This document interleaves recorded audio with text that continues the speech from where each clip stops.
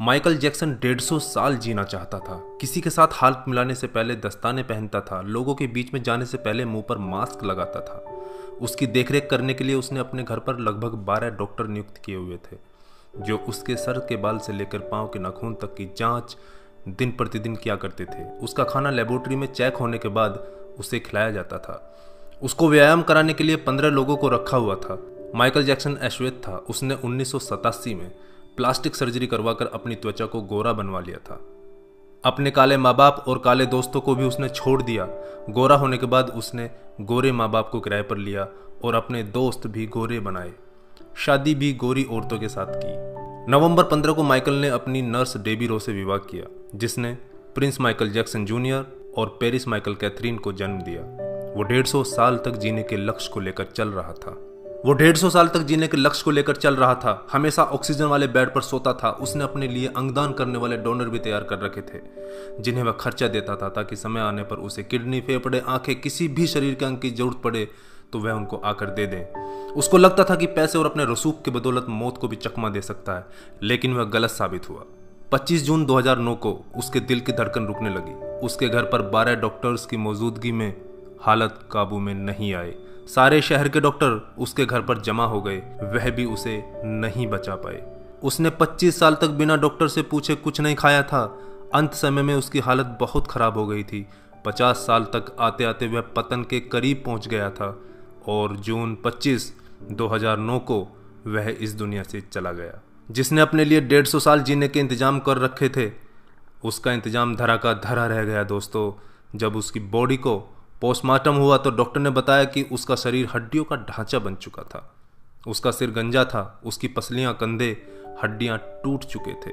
उसके शरीर पर अनगिनत सुई के निशान थे। प्लास्टिक सर्जरी के कारण होने वाले दर्द से छुटकारा पाने के लिए एंटीबायोटिक वाले दर्जनों इंजेक्शन उसे दिन में लेने पड़ते थे। माइकल जैक्सन की अंतिम यात्रा को लगभग 2.5 अरब लोगों ने लाइव देखा था। यह अब तक की सबसे ज्यादा देखी जाने वाली लाइव ब्रॉडकास्ट है। माइकल जैक्सन की मृत्यु के दिन यानी 25 जून 2009 को 3:15 पर विकिपीडिया, ट्विटर और इंस्टा मैसेंजर सभी क्रैश हो गए थे।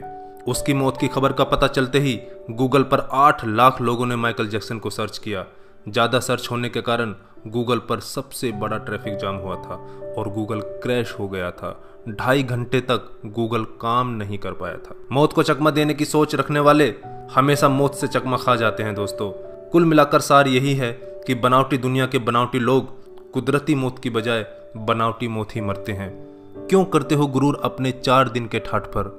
मुट्ठी भी खाली रहेगी जब पहुंचोगे घाट पर। क्या हम builders, interior designers, caterers, decorators के लिए कमा रहे हैं दोस्तों? हम बड़े बड़े कीमती मकानों और बेहद खर्चीली शादियों से किसे इंप्रेस करना चाहते हैं? क्या आपको याद है कि 2 दिन पहले किसी की शादी में आपने क्या खाया था?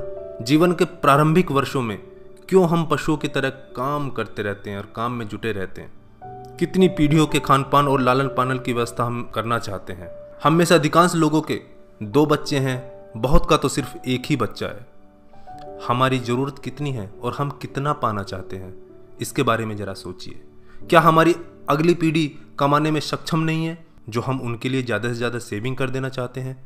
क्या हम सप्ताह में 1.5 दिन अपने मित्रों, अपने परिवार और अपने लिए स्पेयर नहीं कर सकते? क्या आप अपनी मासिक आय का 5% अपने आनंद के लिए, अपनी खुशी के लिए खर्च करते हैं? सामान्यतः जवाब नहीं में ही होता है। हम कमाने के साथ साथ आनंद भी क्यों नहीं प्राप्त कर सकते दोस्तों?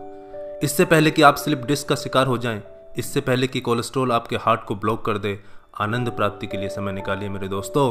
हम किसी प्रॉपर्टी के मालिक नहीं होते, सिर्फ कुछ कागजातों, कुछ दस्तावेजों पर अस्थायी रूप से हमारा नाम लिखा होता है। अगर भगवान ऊपर है तो वो हमें देखकर हंसता होगा।